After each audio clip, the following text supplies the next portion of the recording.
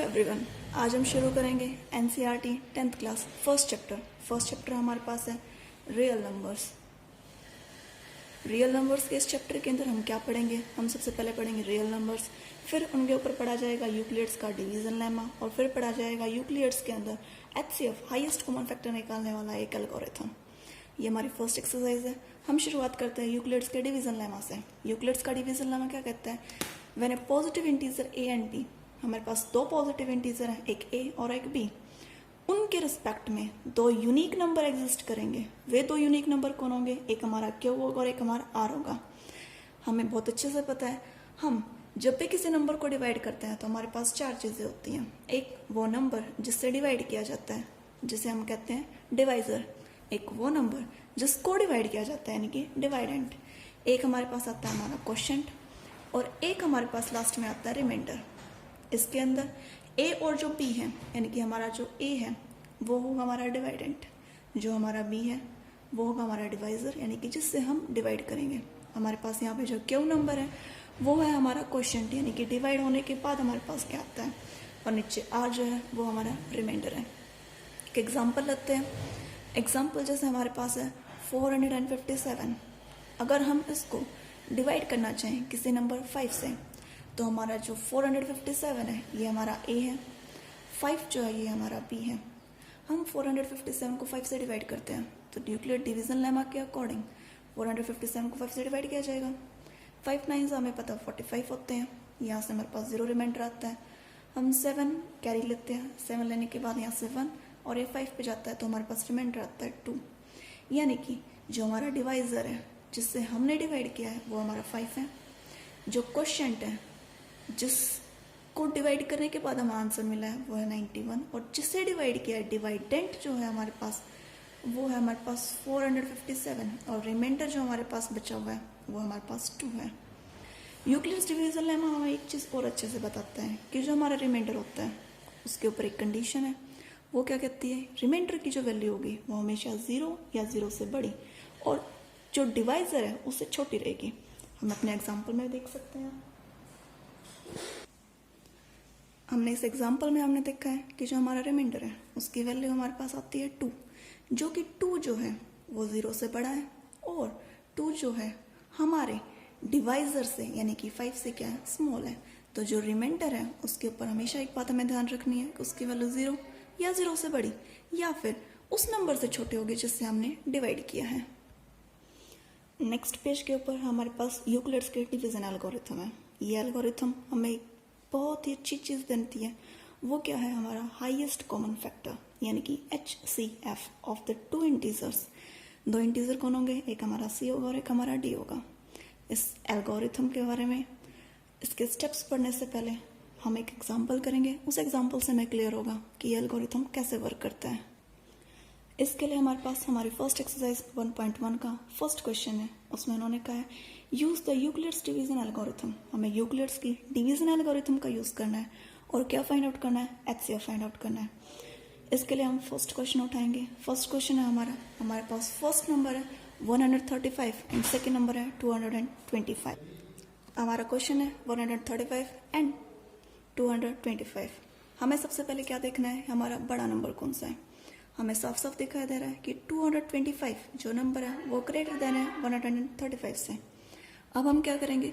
जो हमारा greater number है उसको हम डिवाइड करेंगे हमारे स्मॉलर नंबर से, यानी कि 225 को 135 से डिवाइड किया जाएगा। डिवाइड करने के पास हमें क्या मिलता है? हमारे पास रिमाइंडर आता है 90। जो हमारा रिमाइंडर 90 है, अब हमने इसको डिवाइड किया है। इस डिवीजन के ऊपर हम क्या करेंगे? हमारा यूक्लिड्स का फर्स्ट डिवीजन लेमा लगाएंगे।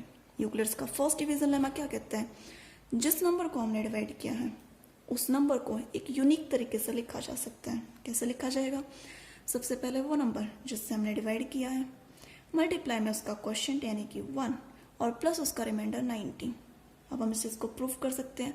जब हम 135 को 1 से मल्टीप्लाई करते हैं तो 135, और प्लस जब उसमें 90 ऐड किया जाता है तो हमारे पास वापस नंबर आ जाता है 225। तो यूक्लिड्स का फर्स्ट जो डिवीजन लेमा है वो यहाँ पे प्रूव हो जाता है। अब हम इसका HCF निकाल रहे हैं। HCF निकालने के लिए हमें सबसे पहले क्या चेक करना है? हमारे पास रिमाइंडर क्या आया है। जो हमारे पास रिमाइंडर आया उस रिमाइंडर से हम क्या करेंगे, दूसरे वाले नंबर को यानी कि 135 को डिवाइड करेंगे। यानी कि अब हम क्या करेंगे, 135 को हमारे रिमाइंडर से डिवाइड करेंगे।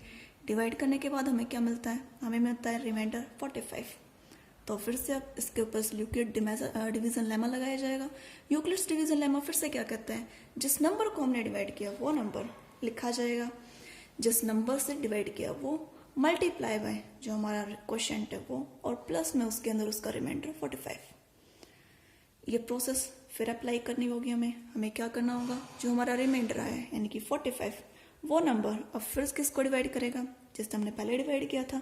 यानी कि अब की बार हमें क्या करना होगा, हमारा जो नंबर 90 है उसको 45 से डिवाइड करना पड़ेगा। और डिवाइड करने के बाद एक ऐसी स्टेज आती है जब हमारा नंबर कंप्लीट डिवाइड हो जाता है। उस स्टेज के ऊपर हमें हमारी जो प्रोसेस है उसको रोक देना है। इसके ऊपर फिर से यूक्लिड्स का डिवीजन लेमा लगाया जाता है। तो 90 जिस नंबर को हमने डिवाइड किया है वो फिर से लिखा जाएगा, जिस नंबर से डिवाइड किया वो मल्टीप्लाई बाय उसका क्वोशिएंट यानी कि 2, और प्लस उसका रिमाइंडर। अब की बार तो हमारे पास रिमाइंडर है ही नहीं, यानी कि रिमाइंडर कितना बच गया, 0। वो स्टेज जहाँ पे हमारा रिमाइंडर 0 होता है वहाँ पे हमारी प्रोसेस रुक जाती है। अब यह इस स्टेज के बाद हमें पता चलेगा हमारा HCF क्या है। HCF की फुल फॉर्म से हमें पहले ही पता है कि HCF एक ऐसा नंबर होता है, सबसे बड़ा नंबर जो उन दोनों नंबर्स को डिवाइड करता है। तो यहाँ पे एक सबसे बड़ा नंबर जो डिवाइड कर रहा है, लास्ट स्टेज के अंदर हमने डिवाइड करने वाली चीज़ कौन ली थी, 45। यानी कि हमारा जो सबसे बड़ा नंबर है जो इन दोनों नंबर्स को डिवाइड कर सकता है वो वही नंबर होगा जो हमारे लास्ट फाइनल स्टेप के अंदर डिवाइजर होगा। तो यहाँ से हम कह सकते हैं हमारा जो HCF है वो कौन है, 45।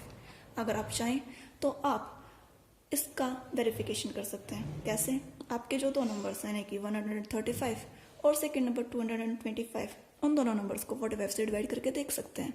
अगर आपके दोनों नंबर 45 से डिवाइड होते हैं तो इसका मतलब आपने जो प्रोसेस अप्लाई किया वो प्रोसेस आपकी बिल्कुल सही है। जैसे अगर हम 135 को 45 से डिवाइड करते हैं तो हमें क्या मिलेगा, हम इसको 5 से डिवाइड करेंगे, नहीं 5 से तो शायद हम नहीं कर पाएंगे। हम एक काम करते हैं, हम इसको 3 से डिवाइड करते हैं। 3 5 15, 1 3 4 12 और 1 13। यानी कि हमें साफ साफ दिखाई दे रहा है कि 45 जो है वो हमारे फर्स्ट नंबर को डिवाइड कर देता है। ऐसे ही जो 45 होगा वो हमारे सेकंड नंबर 225 उसको भी डिवाइड कर देगा। और 45 की खासियत भी है कि वो हमारा सबसे बड़ा ऐसा नंबर है जो इन दोनों नंबर्स को डिवाइड कर पा रहा है। इसके बाद हमारा थर्ड क्वेश्चन आता है। थर्ड क्वेश्चन क्या कहता है, एन आर्मी कॉन्टिजेंट, एक आर्मी है, उस आर्मी की एक कंपनी है, मतलब आर्मी का जो ग्रुप होता है वो, उसके अंदर 616 मेंबर्स हैं। यानी कि उस आर्मी की कंपनी के अंदर इतने सारे नौजवान काम करते हैं। इस टू मार्च उसको क्या करनी है, परेड करनी है। बैंड एंड आर्मी बैंड, एक आर्मी का जो बैंड है यानी कि आर्मी का जो ग्रुप होता है उसके बैंड के पीछे उसको मार्च करनी है। उस बैंड के अंदर कितने मेंबर्स होने चाहिए, उस बैंड के अंदर 32 मेंबर्स होने चाहिए। इसका मतलब ये सिंपल हमें क्या करना चाहते हैं कि एक आर्मी होगी, उस आर्मी के अंदर हमारे पास टोटल मेंबर्स दे रखे इन्होंने 616, और उन 616 मेंबर्स के हमें क्या करना है, ग्रुप बनाने हैं। और वो ग्रुप किस तरीके से बनाने हैं, 32 मेंबर्स के तरीके से बनाने हैं। द 2 ग्रुप्स आर टू मार्च, इस तरीके के 2 ग्रुप क्या होंगे, वो मार्च करेंगे, having the same number of columns, और उनके अंदर सेम नंबर ऑफ क्या होंगी, कॉलम्स होंगे। जैसे क्या कहा जाए, हमारे पास 616 मेंबर्स हैं और उन मेंबर्स के अंदर हमें क्या बनाने हैं, बैंड बनाने हैं। और एक बैंड के अंदर कितने मेंबर्स अलाउड हैं, 32। तो वो क्या कहता है कि ऐसे ऐसे हमारे पास 2 ग्रुप होंगे, एक ग्रुप यहाँ होगा और एक ग्रुप यहाँ होगा, जिसके अंदर नंबर ऑफ कॉलम्स सेम होनी चाहिए। यानी कि जो ये वाली जो कॉलम्स हैं ये सेम होनी चाहिए। जैसे हम सुबह प्रेयर के लिए खड़े होते हैं स्कूल के अंदर, तो उसके अंदर क्या होता है, हर क्लास के अलग से कॉलम बनाई जाती है, तो वे कॉलम्स इस तरीके से होती हैं। तो ऐसे ही वो क्या कह रहा है कि हमें आर्मी के उन 2 ग्रुप्स के क्या बनाने हैं, कॉलम बनाने हैं, और वो कॉलम कितने होने चाहिए, दोनों के अंदर सेम होने चाहिए। What is the maximum number of columns in which they can march, वो कह रहा है कि इस तरीके से कितने कॉलम्स बनाए जाएंगे और वो कॉलम्स कितने होने चाहिए, सबसे ज्यादा होने चाहिए। तो हमने अभी भी लास्ट क्वेश्चन किया था, उसके अंदर हमने एक वर्ड देखा था HCF, जो हमें क्या कहता है, हाईएस्ट कॉमन फैक्टर, यानी कि सबसे बड़ा नंबर। और यहाँ पे भी हमें क्या फाइंड आउट करना है, मैक्सिमम नंबर ऑफ कॉलम, यानी कि सबसे ज़्यादा number of columns find out करनी है। तो इस मैक्सिमम वर्ड से हमें इतना तो पता चल जाता है कि हमें क्या निकालना है, HCF निकालना है। और HCF किसका निकालना है, हमारे इन दो नंबर्स का निकालना है, एक 616 मेंबर्स और सेकेंड हमारे पास क्या है 32 मेंबर्स। तो इसके लिए हमारी वही प्रोसेस स्टार्ट होगी। हमारे पास दो नंबर है, एक नंबर ये और एक नंबर ये। हमें सबसे पहले क्या देखना है, बड़ा नंबर कौन सा है। तो हमें साफ साफ पता चल रहा है 616 जो नंबर है वो बड़ा है। तो हम क्या करेंगे, इस नंबर को, बड़े वाले नंबर को छोटे वाले नंबर से डिवाइड करेंगे।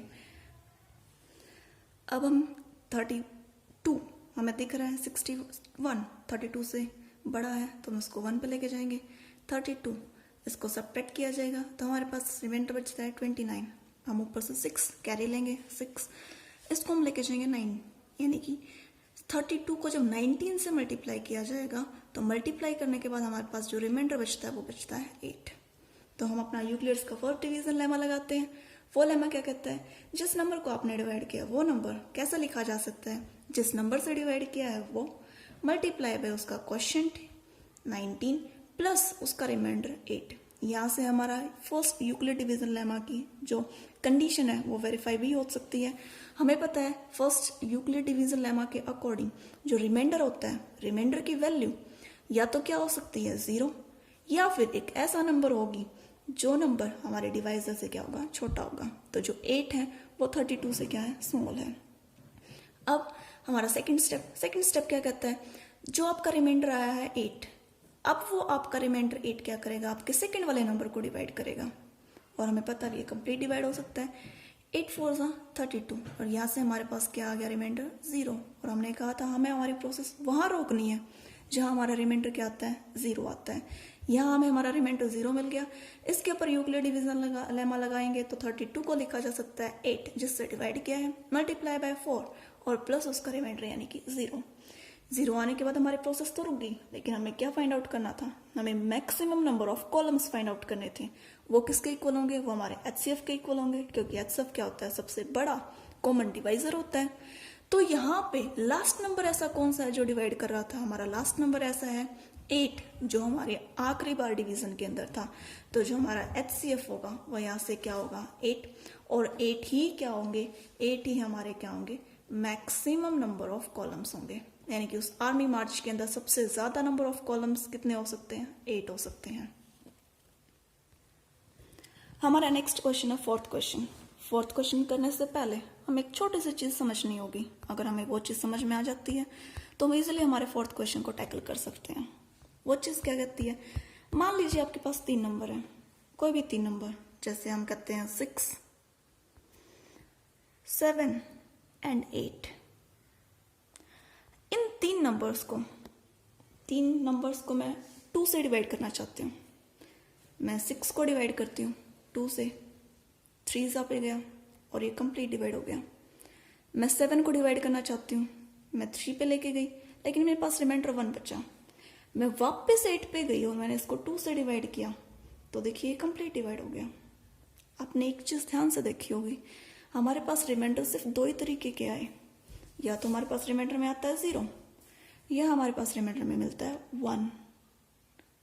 यहां से मैं क्या कहना चाहती हूँ कि आप जब भी किन्हीं नंबर्स को डिवाइड करना चाहते हैं, लगातार किसी भी नंबर, लगातार आप कुछ नंबर्स लेते हैं, उनको किसी नंबर से डिवाइड करते हैं। जैसे मैंने लगातार 3 नंबर लिए, मैंने 2 से डिवाइड करने की कोशिश की, तो मेरे पास सिर्फ 2 टाइप के रिमाइंडर मिलते हैं, या तो 0 मिलता है या 1 मिलता है। ये बात हमने यूक्लिड्स के डिवीजन लेमा में भी पढ़ी थी कि जब भी हम डिवाइड करते हैं और रिमाइंडर को देखते हैं, वो रिमाइंडर हमेशा डिवाइजर से छोटा आता है। हमारे पास 0 और 1 दोनों डिवाइजर से छोटे हैं, पर मैं आगे कितने भी नंबर्स क्यों ना ले लूँ, अगर मैं नंबर 9 भी लेती हूँ तो मैं इसको 2 से डिवाइड करते हो तो मुझे रिमाइंडर 1 ही मिलेगा। यानी कि आगे नंबर्स कितने भी बढ़े लेकिन रिमाइंडर की जो वैल्यू है वो इंक्रीज नहीं हो सकती। वो वैल्यू या तो 0 रहेगी या 1 रहेगी। जैसे अगर आप एक नेक्स्ट वैल्यू लें, जैसे 22, 23 एंड 24, अगर मैं इन 3 नंबर्स को 3 से डिवाइड करना चाहती हूँ, इन तीनों को मैं 3 से डिवाइड करूंगी। देखिए मैं 22 को 3 से डिवाइड करती हूँ तो मुझे रिमाइंडर के अंदर मिलता है 1। अगर मैं 23 को 3 से डिवाइड करती हूँ तो मुझे रिमाइंडर के अंदर मिलता है 2। और जब मैं 24 को नेक्स्ट नंबर को 3 से डिवाइड करती हूँ तो मुझे रिमाइंडर के अंदर मिलता है 0। 3 नहीं मिलता। यानी कि आगे और भी मैं कितने भी नंबर्स लूंगी, मान लीजिए मैं 25 लेती हूँ, 25 को भी अगर मैं 3 से डिवाइड करती हूँ तो भी मुझे रिमाइंडर के अंदर कौन मिलेगा? 1 मिलेगा। यानी कि रिमाइंडर की वैल्यू 1, 2 और 0, इसके अलावा कुछ नहीं हो सकती। इससे क्या पता चलेगा? अगर आप किसी नंबर 6 से डिवाइड करते हैं, लगातार किन्हीं भी नंबर्स को 6 से डिवाइड करते हैं तो रिमाइंडर आने की पॉसिबिलिटी सिर्फ कितनी होती है? 0, 1, 2, 3, 4 या 5। रिमाइंडर 6 नहीं आ सकता। अगर रिमाइंडर 6 आता है इसका मतलब यूक्लिड्स का डिवीजन लेमा फेल हो जाएगा। वो तो मैं यही कहता है कि जो रिमाइंडर की जो वैल्यू है वो ऑलवेज डिवाइजर से छोटी रहेगी। यानी कि जिस नंबर से मैं उसे डिवाइड कर रही हूँ उस नंबर से हमेशा रिमाइंडर कम ही कम रहेगा और 0 से बड़ा होगा। तो रिमाइंडर की वैल्यू या 0 होगी या फिर उस नंबर से हमेशा क्या रहेगी? छोटी रहेगी। हमारा 4th क्वेश्चन है। अब हम उस जो हमने अभी थ्योरी पढ़ी थी उसका यहाँ पे यूज करेंगे। हमारा 4th क्वेश्चन क्या कहता है? हमें यूक्लिड्स का डिवीजन लेमा यूज करना है। क्या शो करने के लिए? The square of any positive integer. किन्हीं भी पॉजिटिव इंटीजर्स का अगर मैं स्क्वायर लेती हूँ वो या तो लिखा जाएगा 3m या फिर लिखा जाएगा 3m+1। यानी कि जैसे हम कहते हैं कि हम एक पॉजिटिव इंटीजर लेते हैं 4, मैं 4 का स्क्वायर करती हूँ। 4 के स्क्वायर का मतलब 4 को कितनी बार मल्टीप्लाई किया जाएगा? 2 टाइम। ये क्या लिखा जाएगा? 16। वो कहता है कि जो स्क्वायर करने के बाद जो नंबर आया 16, ये सिर्फ और सिर्फ 2 तरीके से लिखा जा सकता है। एक तरीका है हमारा 3m, यानी कि 3 इंटू कोई भी इंटीजर, या फिर हमारा दूसरा तरीका है 3m+1, यानी कि 3 मल्टीप्लाई बाय कोई इंटीजर और प्लस एक 1 एक्स्ट्रा नंबर। यहाँ पे हम 16 को लिख सकते हैं 3 multiply by 5, 3 5 15 plus 1 which is equal to 16। जबकि 16 क्या है? एक पॉजिटिव नंबर 4 का स्क्वायर है। ये तो था हमारे किसी पर्टिकुलर नंबर के लिए, लेकिन वो क्या कहता है कि हमें ये हर किसी नंबर के लिए शो करना है। तो हर किसी नंबर के लिए शो करने के लिए हमें क्या करना पड़ेगा? सबसे पहले कोई एक नंबर लेना पड़ेगा। वो नंबर हम किस तरीके से लेंगे? वो नंबर हम लेंगे 3q +1 एंड 3q +2। अब आप क्या सोच रहे होगे कि मैंने आगे क्यों नहीं लिया? आगे मैं चाहती तो 3q +3 ले सकती थी, लेकिन आपने यूक्लिड्स का डिवीजन लेमा पढ़ा था। अगर आप ये जो नंबर्स हैं, अगर मैं इन नंबर्स को 3 से डिवाइड करती हूँ, 3q को मैं 3 से डिवाइड करूंगी तो q, ये हो गया 3q, रिमाइंडर आया 0। जब 3q +1 को डिवाइड किया जाएगा तो मुझे रिमाइंडर मिलेगा 1, और जब 3q +2 को डिवाइड किया जाएगा तो रिमाइंडर की वैल्यू आएगी 2। पर जब आप 4th नंबर 3q +3 को डिवाइड करते हैं तो देखिए 3, ये हो गया 3, इसको मैं लेके जाऊंगी क्यू पे तो ये हो गया 3q, माइनस करने के बाद 3, फिर ये किस पे जाएगा? 1 पे, और ये क्या रिमाइंडर दे देगा? 0। यानी कि अब रिमाइंडर की जो वैल्यूज हैं वो रिपीट करनी शुरू हो जाएंगी। इसका मतलब 3 अलग अलग अगर मुझे नंबर लेने हैं तो मैं इस तरीके से लूंगी 3q +1 एंड 3q +2। ये नंबर लेने की जरूरत नहीं है क्योंकि ये नंबर क्या होगा? रिपीट होना स्टार्ट हो जाएगा। जबकि जो q है वो हमारा क्या है? इंटीजर। इंटीजर जैसे मैं q की वैल्यू 1 ले सकती हूँ, -1 भी ले सकती हूँ, 0 भी ले सकती हूँ, 5 भी ले सकती हूँ, 12 भी ले सकती हूँ, -15 भी ले सकती हूँ। लेकिन हमें किसी पर्टिकुलर नंबर की बात नहीं करनी, हम हर किसी नंबर की बात कर रहे हैं तो उसके लिए हमें इंटीजर ही लेना पड़ेगा। उसने हमें एक छोटी सी चीज भी कही थी कि हमें क्या करना है, वो जो पॉजिटिव इंटीजर मैंने लिए थे उनका क्या करना है? स्क्वायर करना है। स्क्वायर करना है तो मैंने 3 पॉजिटिव इंटीजर लिए हैं, मैं उन 3 पॉजिटिव इंटीजर्स का स्क्वायर करूंगी। मैं हमारे फर्स्ट पॉजिटिव इंटीजर 3q का क्या करूंगी? स्क्वायर।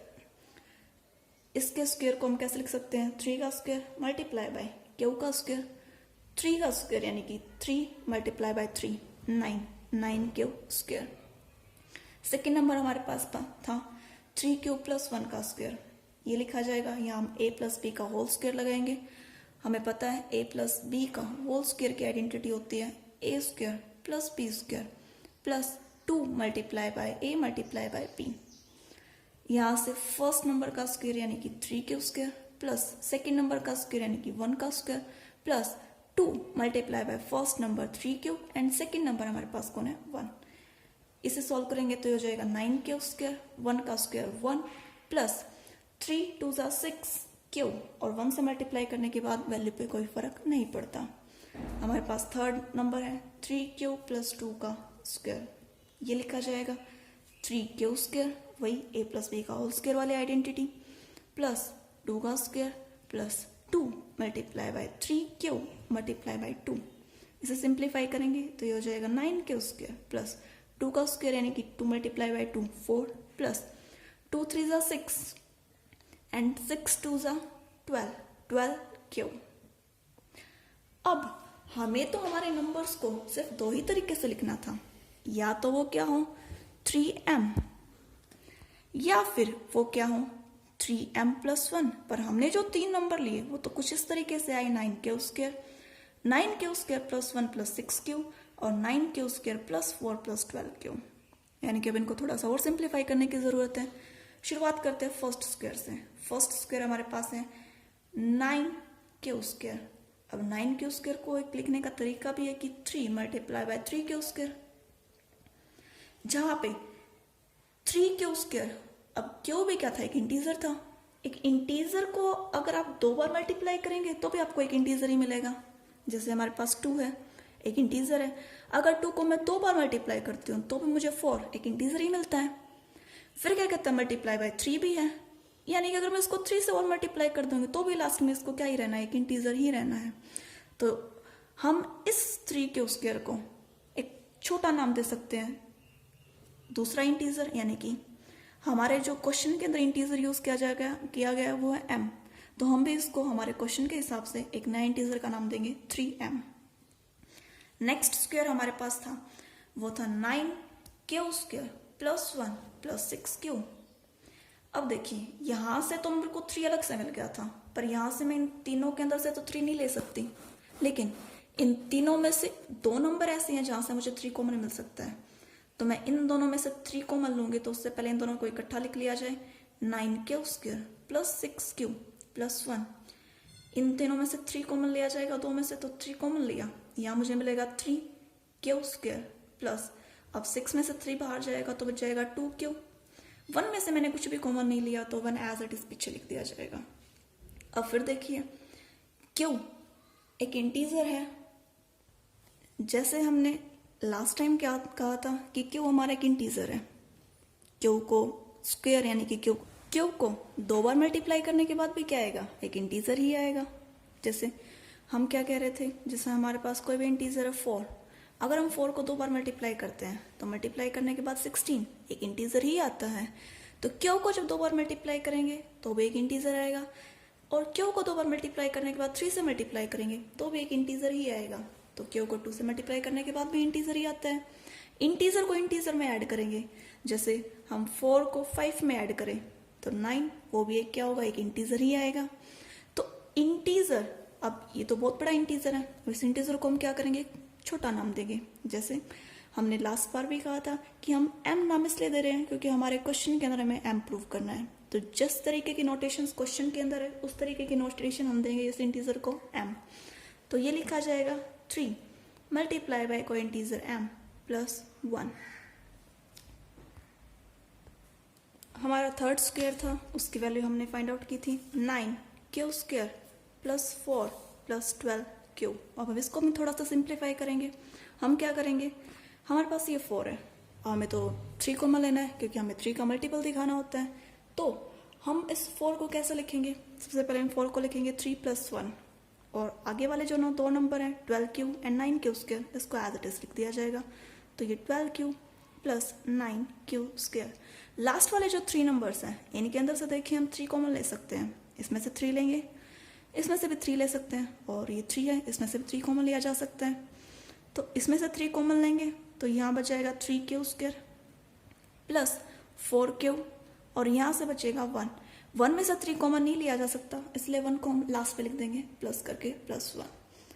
अब हमने पिछली बार भी कहा था कि 3 के स्क्वायर एक इंटीजर होगा, 4 क्यूब भी एक इंटीजर होगा और 1 भी एक इंटीजर है। इंटीजर को ऐड करने के बाद भी हमें एक इंटीजर ही मिलेगा, उस इंटीजर को हमने नाम दिया था m हमारे क्वेश्चन के अकॉर्डिंग, और प्लस में लास्ट हमारे पास कौन है 1, तो ये लिखा जाएगा 3m + 1। इसका मतलब हम हमारे कोई भी नंबर क्यों ना लें, कोई भी नंबर क्यों ना लें, उन नंबर्स को सिर्फ 2 ही तरीके से लिखा जा सकता है।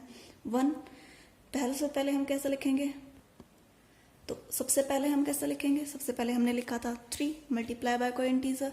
सेकेंड नंबर जो हमारा आया था 3q² + 1 + 6q, इसको भी हमने कैसे लिखा था सिंप्लीफाई करके 3m + 1, और जो हमारा लास्ट स्क्वायर आया था उसको भी हमने कैसे लिखा है 3m + 1। इसका मतलब किन्हीं भी पॉजिटिव इंटीजर्स के स्क्वायर को कैसे लिखा जा सकता है 3m और 3m + 1 करके। अब हम नेक्स्ट क्वेश्चन करेंगे। नेक्स्ट क्वेश्चन है क्या कहता है कि cube of any positive integer, किसी भी पॉजिटिव इंटीजर का क्यूब यानी कि 3 बार मल्टीप्लाई करने के बाद वो नंबर किस तरीके से लिखा जाएगा 3m, 9m, 9m + 1 and 9m + 8। इस क्वेश्चन को भी करने के लिए हम क्या करेंगे, हम अपने 3 नंबर लेट करके चलेंगे। हम लेट करते हैं हमारे 3 नंबर्स हमारे कौन से हैं 3q + 1, 3q + 2। हमें क्या करना है, उसका क्यूब करना है। क्यूब करने के लिए हम सबसे पहले फर्स्ट नंबर का क्यूब करेंगे, 3q का क्यूब। क्यूब क्या होगा, मल्टीप्लाई पे पावर अलग अलग हो जाती है, तो 3q एंड क्यूब। 3q यानी कि 3 multiply bye 3 multiply bye 3, 3 3 3 = 9 and 9 3 = 27, तो ये हो गया 27 क्यूब। सेकेंड नंबर हमारे पास है 3q + 1 का क्यूब। अब ये तो a + b का होल क्यूब है, इसके हमारे पास आइडेंटिटी होती है a + b के होल क्यूब के लिए a³ + b³ + 3ab multiply by a + b।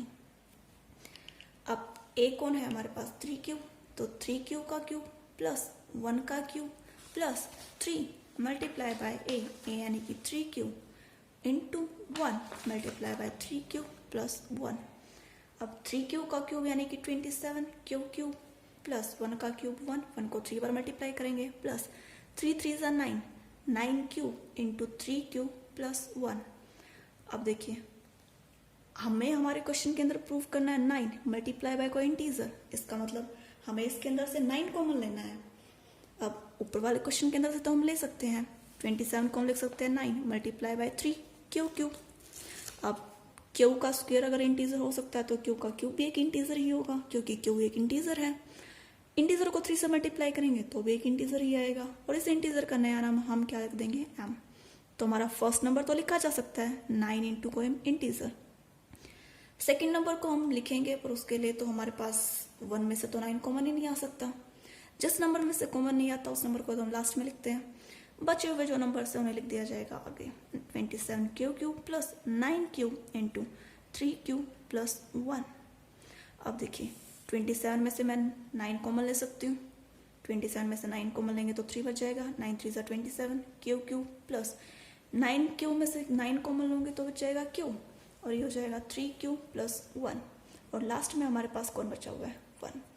अब q का क्यूब एक इंटीजर है, 3 से मल्टीप्लाई करने के बाद भी एक इंटीजर है, और ये ब्रैकेट भी एक इंटीजर ही आएगी, तो इंटीजर को इंटीजर में ऐड करेंगे तो इंटीजर ही होगा, और उस इंटीजर का नाम रख दिया जाएगा m, और लास्ट में हमारे पास कौन बचा हुआ है 1। ये तो हमारे 2 नंबर थे। हम हमारे थर्ड नंबर को लिखेंगे हम 3q + 2, इसका भी हमें क्या करना है क्यूब। इसका क्यूब करने के लिए हम क्या करेंगे, आइडेंटिटी अप्लाई करेंगे a³ + b³ + 3ab into a + b।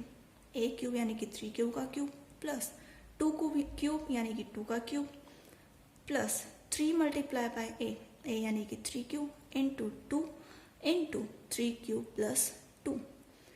इसको सिंप्लीफाई करेंगे 9q का अगर हम होल क्यूब खोलते हैं तो ये आएगा 27 क्यू प्लस 2 का क्यूब यानी कि 2 को कितनी बार मल्टीप्लाई कर दिया जाए 3 टाइम्स, तो 2 2 = 4 और 4 2 = 8, तो ये हो गया 8 प्लस 3 3 = 9, 9 2 = 18 क्यू इंटू 3q + 2। अब फिर से हमें तो 9 कॉमन लेना है, लेकिन हमारे 8 में से तो 9 कॉमन नहीं आ सकता, तो 8 को रख दिया जाएगा पीछे, और बाकी के जो 2 नंबर्स हैं इनको हम रख लेंगे आगे। 27 cube cube 18 cube into 3 cube plus 2। इनमें से हम 9 कॉमन ले सकते हैं। 9 कॉमन लेंगे तो यहाँ से बच जाएगा 3 क्यूब क्यूब, 9 3 ज़ा 27 प्लस यहाँ से 2 क्यूब इंटू 3 क्यूब प्लस 2, 9 2 ज़ा 18 और प्लस में कौन है 8। 3 क्यूब क्यूब एक इंटीजर है, ये भी एक इंटीजर है। इंटीजर को इंटीजर में ऐड कर दिया जाएगा तो भी हमें क्या मिलेगा इंटीजर। उस इंटीजर का हम रख देंगे हम नाम m प्लस में लास्ट में कौन बचा हुआ है 8। तो ये सिंप्लीफाई होकर कैसे लिखा गया 9m प्लस 8। तो हमने 3 नंबर्स लिए। 3 नंबर्स ये कहने के लिए तो सिर्फ 3 नंबर हैं, 3 क्यूब प्लस 1 और 3 क्यूब प्लस 2, पर ये हर एक नंबर को कवर कर लेते हैं। जैसे क्यू एक इंटीजर है, इंटीजर की जगह हम वैल्यूज रखते हैं। क्यू को जब मैं 0 रखूंगी तो देखो यहाँ से 0 इंटू 3 0, यहाँ 0 रखेंगे तो बच जाएगा 1, यहाँ 0 रखेंगे तो बच जाएगा 2, मैं 1 रखूंगी तो 3 1 ज़ा 3, यहाँ 1 रखेंगे तो 3 और 1 4, यहाँ 1 रखेंगे तो 3 और 2 5। तो इस तरीके से जब हम क्यू की वैल्यूज रखेंगे तो हमारे सारे नंबर्स कवर हो सकते हैं। तो हमने सिर्फ 3 नंबर नहीं बल्कि पूरे के पूरे इंटीजर्स के ऊपर क्या प्रूफ किया है कि किसी भी इंटीजर का अगर मैं क्यूब लेती हूँ तो वो किस तरीके से लिखा जा सकता है 9m प्लस 1, 9m प्लस 8। इस तरीके से हमारे एक्सरसाइज के लगभग क्वेश्चंस कवर होते हैं।